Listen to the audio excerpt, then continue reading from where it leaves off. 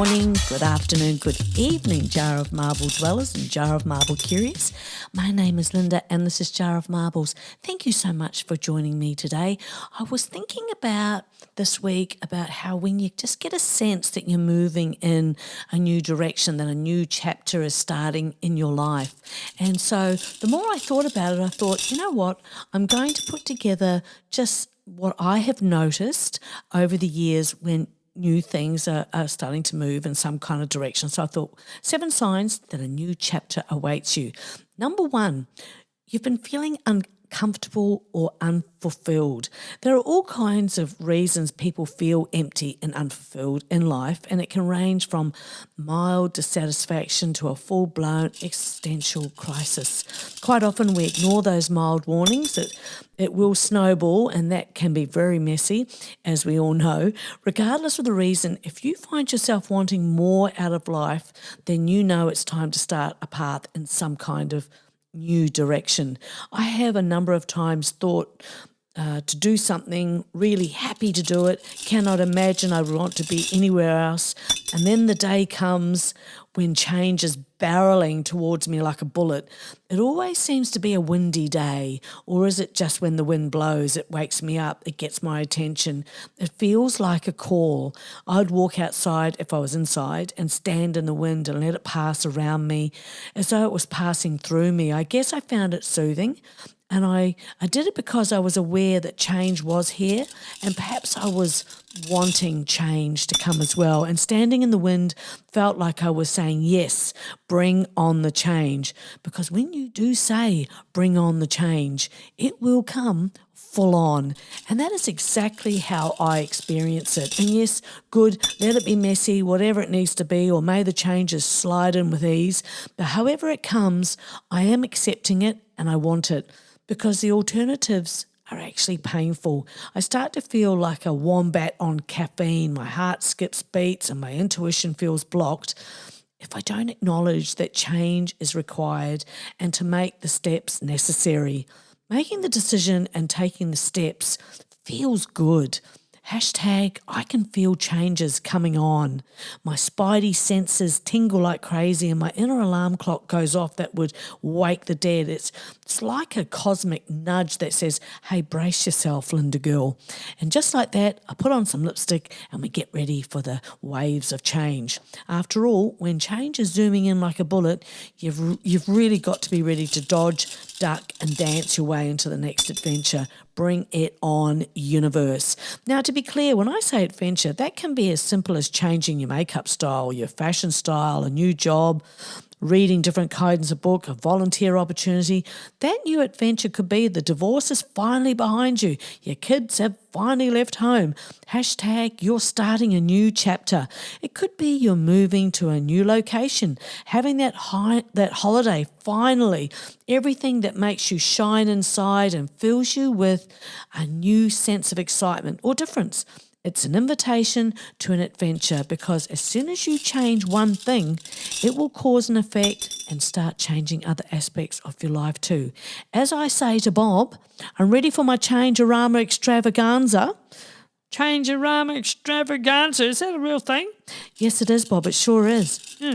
We people often find ourselves feeling unfulfilled in life when our actions don't consistently align with our core values, those ideals that matter the most to you.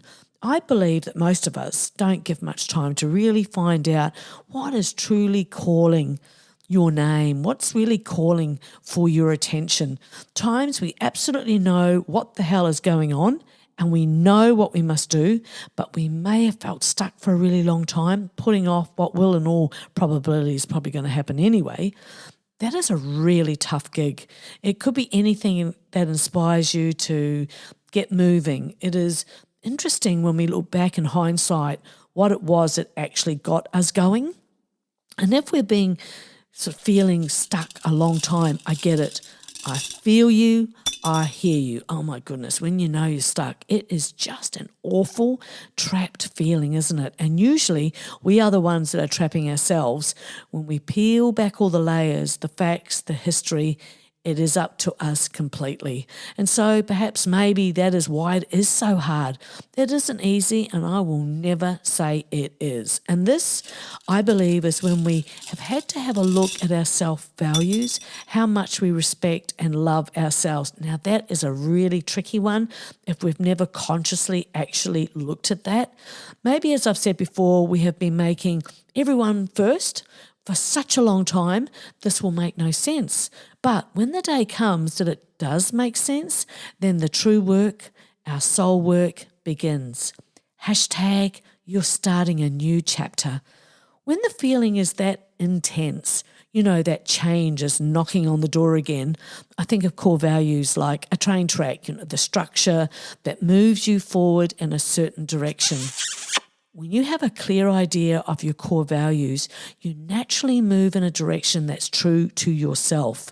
If you don't know what's important, you'll get pulled in every which way. You'll feel like you've been derailed. I like train rides. Yeah, me too, Bob.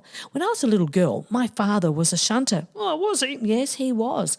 And this is to say he guided the trains into come to a stop at the station. He had the job of safely moving the trains between yards and platforms. He would hook on locomotives and detach defective carriages. Oh, that sounds very complicated. Oh, I'm sure it wasn't. But anyway, we lived for a time in a house directly in front of a railway line. And as a little girl, I used to stand behind my father and imitate his movements. So in reality, I was actually shunting in trains when I was around too. I think I would have liked that a lot. You know what, Bob? I think you would have for sure. Our very own personalised core values, your sense of value, provide the groundwork for your actions, decisions and behaviours. It's that all-important foundation. If you have ever had to or simply chose to make massive changes in your life, then you'll understand there is no smaller view than those that have never changed anything in their life and on occasion feel like their world is going to blow up. So it has to be said, never listen to or take advice from small-minded people.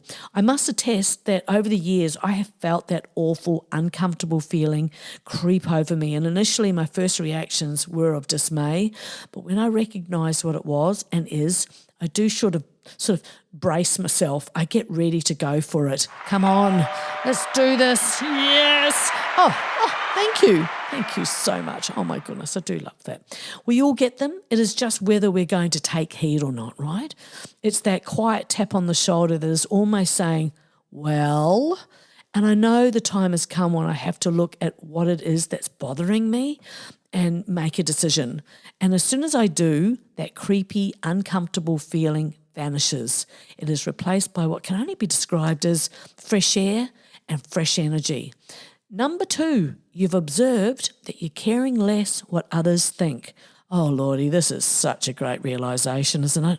Ah, yes, when you've become accustomed to feeling as carefree as a unicorn, prancing through a rainbow meadow when it comes to what people think of yourself and your choices. It feels like a superpower, and being blissfully indifferent to the opinions of mere mortals. Very liberating, marble dwellers. Hashtag signs you're starting a new chapter. When I'm at the gym, sometimes I have to dance a little bit in between machines. Sometimes the beat, just grabs me. Sure, some people might raise their eyebrows. That kind of happiness is not often seen. I feel like I'm a quick study for David Attenborough at times, I tell you. We are quirky mavericks, like so many of us, blazing our own trails through the wilderness of societal norms, quietly or otherwise. Don't you just love characters? I love seeing people who are just true to themselves. So while some are busy trying to fit into boxes, I'm busy painting rock chicks on stones, painting jar of marbles on the back with Spotify, Facebook and YouTube logos. It's a lovely hobby and fun.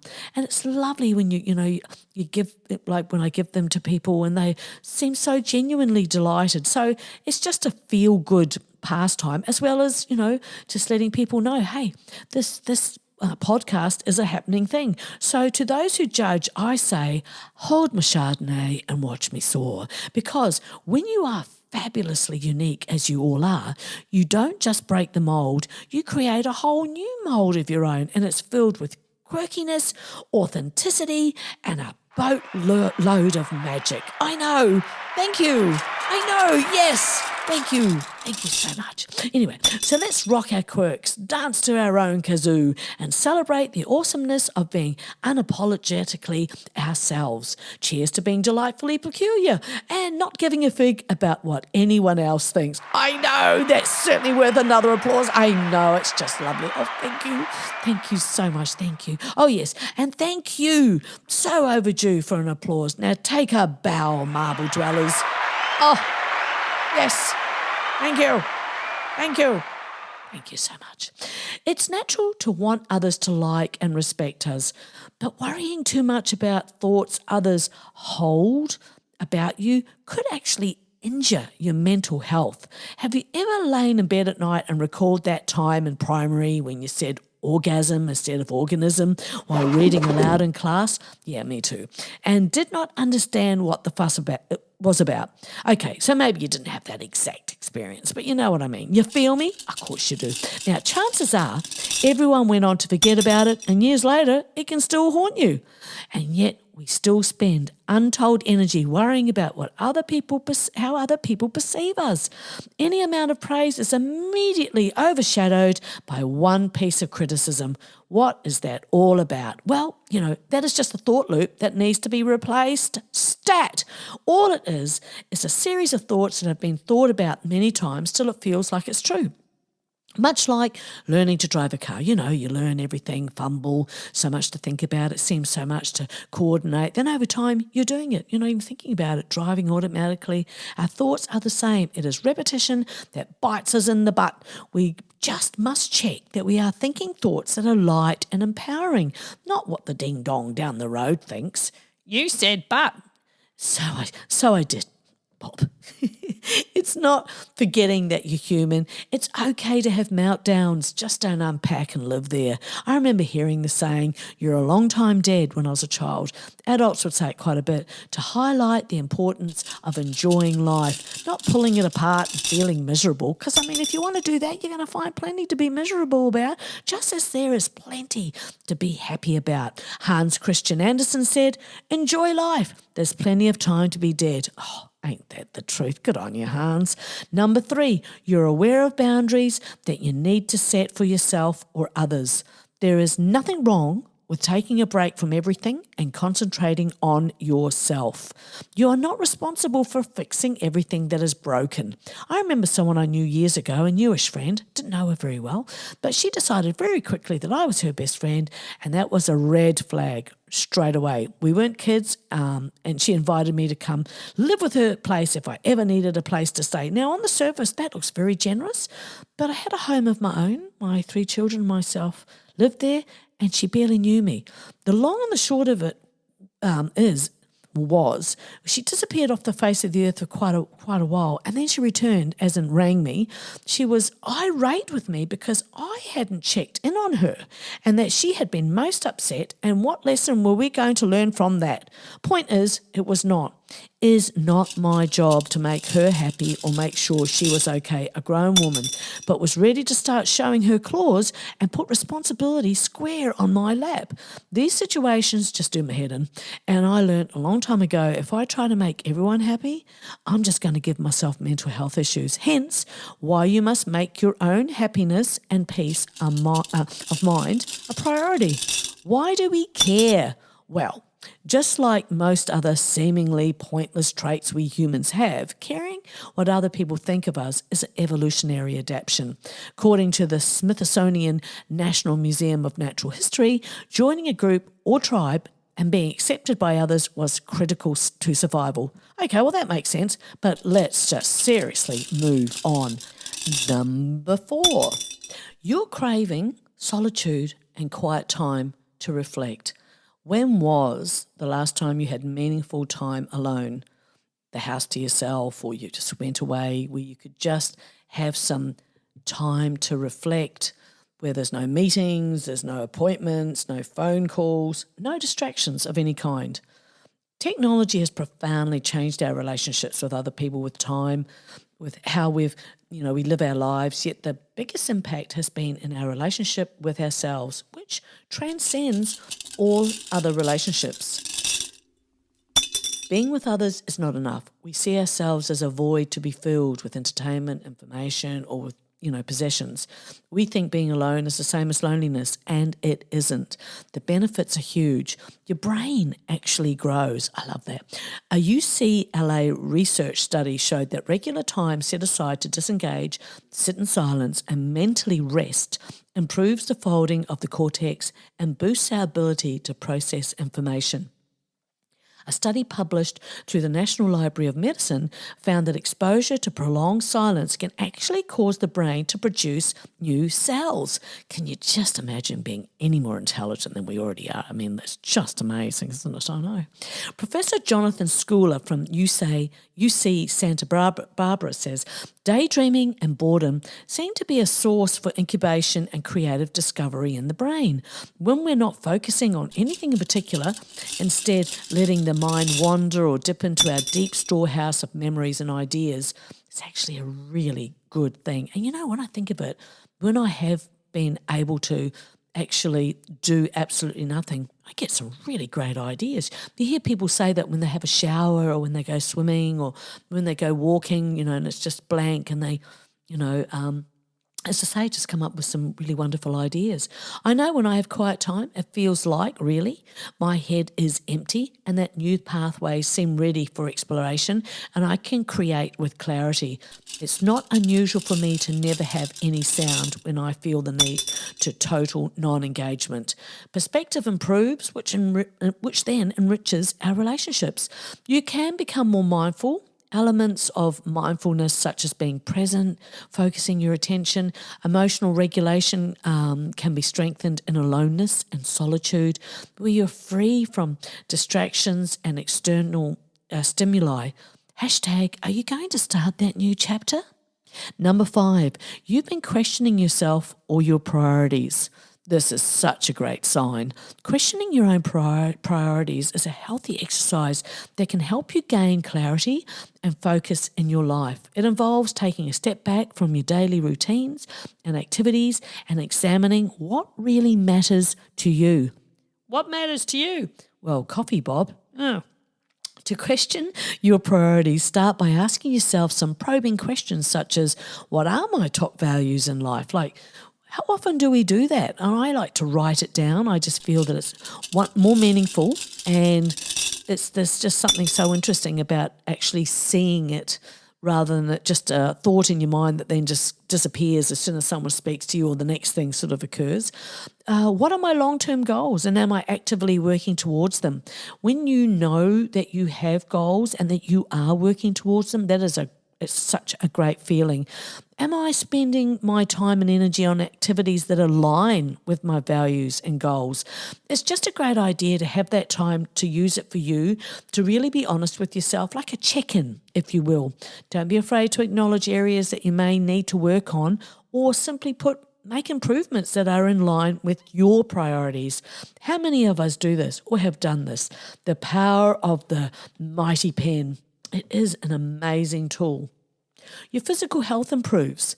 There is clear research evidence to demonstrate that regular periods of quiet solitude have benefits in heart and brain functioning as well as overall health. All this from giving yourself solitude.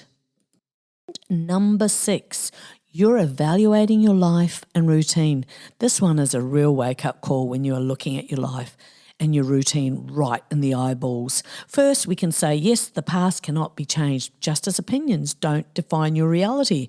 Life is a mix of good and bad phases. Make the most of the good times and never lose hope during the bad times. This quote by Dr. Prem Jagayasi. Everyone's journey is different, and boy, this is so true that it stinks of obvious. Just as judgments are not about you, and that overthinking will lead to sadness. Happiness is within. It is. Watch your thoughts, they become words. Watch your words, they become actions. Watch your actions, they become habits. Watch your habits, they become character. Watch your character, for it becomes your Destiny, and that by Frank Outlaw. Your thoughts affect your mood. This one is a part of that foundation that we all need. Getting a grassroots hold on your thoughts and your life is going to change. No hocus pocus, just facts. Smiles are contagious and kindness is free. I like free things. Me too. Who doesn't like free stuff? Yeah, Bob. Exactly. Hashtag, are you invested in your new chapter? Number 7. Recognizing patterns that you're ready to step out of. This is true liberation, and sometimes that will involve making decisions that might break your heart but will give peace to your soul. A quote by Isaiah Berlin, "To understand is to perceive patterns." Those decisions are hard as they can come when push comes to shove and when there's been a history of patterns. It wears you down and a decision must be made, lest you are caught in another's madness and time track. To stay in it, you are left to justify others' behaviour. And it is damn hard for partners, friends and kids to watch that. As C.S. Lewis wrote, you can't go back and change the beginning, but you can start where you are and change the ending. So if it's a relationship that you're questioning, how many green flags have you spied? Here's a couple of green flags that you might want to see or should be seeing in any kind of relationship. Just to give context and comparison, you feel safe to express yourself openly? Tick. Disagreement doesn't threaten the relationship? Tick. I read somewhere and it went something like this. Putting everyone else's needs before your own isn't selfless, it's self-abandonment. Chasing unavailable people is self-abandonment, and by the same token, as written by Flannery O'Connor, writing is a good example of self-abandonment. I never completely forget myself except when I'm writing, and I'm never more completely myself than when I am writing. Lovely, just love that. And as Coco Chanel said, a girl should be 2 things: who and what she wants. Society glorifies female self-sacrifice though, doesn't it? And it's a massive reason why many of us are unwell, disconnected and unaware of how we self-sabotage. I recall the day when I decided consciously I made the decision that I was working on 3 things: myself, my life and my peace. And yes, the journey had highs and lows and will continue to. The highs weren't that high, but they were so enjoyable, and the lows weren't that bad because for 2 reasons. I know it will pass, and I knew it would pass, and I'd seen the pattern before. I had to keep recorrecting my intention to set this as ongoing work that carried me on to the next stages. I was determined and still am to become the version of myself that I aspire to be. I was and am rooting for myself, and I am rooting for you too. Yes, well, we must really, mustn't we? Okay, good, thank you. It seems a bit melodramatic, but after years of being a mum, just that alone, I did need to learn who I really was, take time to understand my soul, and the more I let go of past programming and thought patterns, the more I align with who I really am, and I do. And also getting to create who I am and going to be moving forward, I do love that. It is lovely to have support, but what if you don't have any? Let's say you don't, as I didn't. What I found was I got on board with encouraging myself. That is, it's up to me to believe in myself. That subject alone is a podcast in itself.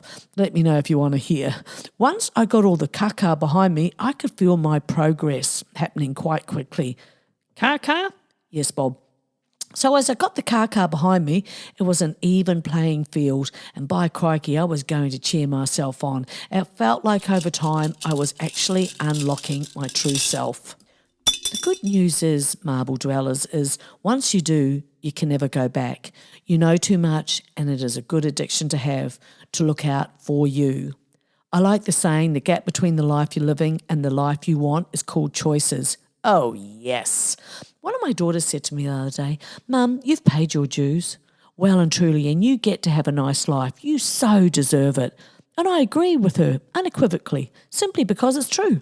My decisions and my mindset are behind my happiness, supporting my mindset.